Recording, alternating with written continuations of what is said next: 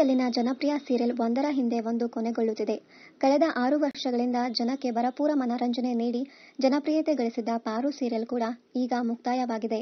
2018 ರಿಂದ ಆರಂಭವಾಗಿ 2024 ತನಕ ಬರೋಬ್ಬರಿ 6 ವರ್ಷಗಳ ಕಾಲ ಉತ್ತಮ ಕತೆ, ಚಿತ್ರಕಥೆಯೊಂದಿಗೆ ಟ್ವಿಸ್ಟ್ ನೀಡುತ್ತಾ ಜನರನ್ನ ರಂಜಿಸುತ್ತಾ ಬಂದಿದ್ದ ಧಾರಾವಾಹಿ ಪಾರು. 6 ವರ್ಷಗಳಿಂದಲೂ ತನ್ನ ಕಥೆಯಿಂದ ಜನರನ್ನ ಸೆಳೆಯುತ್ತಲೇ ಬಂದಿದೆ.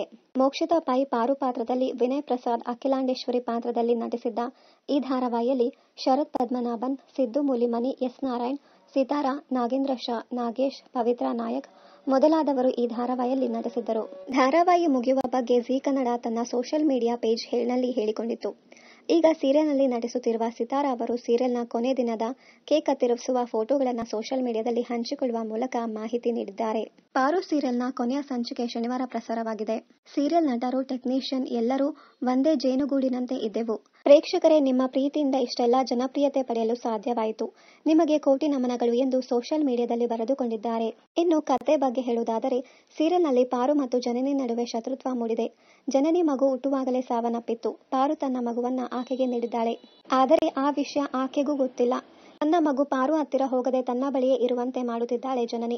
ಇದರಿಂದ ಪಾರುಗೆ ನೋವಾಗಿದೆ. ಅಕ್ಕ ತಂಗಿರ ಒಳಜಗಳವನ್ನ ಸರಿ ಮಾಡಲು ನಿರ್ಧರಿಸಿರುವ ಅಖಿಲಾಂಡೇಶ್ವರಿ, ಜನನಿಗೆ ಬುದ್ಧಿ ಕಲಿಸಲು ಪಾರು ಮಾಡುತ್ತಿರುವ ಮನೆ ಕೆಲಸವನ್ನ ಜನನಿಗೆ ಹಾಗೂ ಜನನಿ ಮಾಡುತ್ತಿರುವ ಆಫೀಸ್ ಜವಾಬ್ದಾರಿಯನ್ನ ಪಾರುಗೆ ನೋಡಿಕೊಳ್ಳುವಂತೆ ಮಾಡಿದ್ದಾರೆ. ಅಲ್ಲದೆ ಜನನಿ ಗಂಡ ಪ್ರೀತು ಕೂಡ ಹಲವು ಸಮಯದಿಂದ ಸೀರಿಯಲ್ನಲ್ಲಿ ಕಾಣಿಸಿಕೊಳ್ಳಲೇ ಇಲ್ಲ. ಇದೀಗ ನೋಡಿದ್ರೆ ಸೀರಿಯಲ್ನ ಕೊನೆಯ ಎಪಿಸೋಡ್ ಶೂಟಿಂಗ್ನಲ್ಲಿ ಅವರು ಭಾಗಿಯಾಗಿದ್ದರು. ಹಾಗಾದ್ರೆ ಸೀರಿಯಲ್ನ ಕೊನೆಯ ಎಪಿಸೋಡ್ನಲ್ಲಿ ಏನೆಲ್ಲ ಟ್ವಿಸ್ಟ್ ಇತ್ತು? ಕೊನೆಗೆ ಪ್ರೀತಂನಿಂದನೇ ನಿಜ ಎಲ್ಲರಿಗೂ ಗೊತ್ತಾಯ್ತು. ಆ ಮಗುವಿನ ನಿಜವಾದ ತಾಯಿ ಪಾರು ಅಂತ.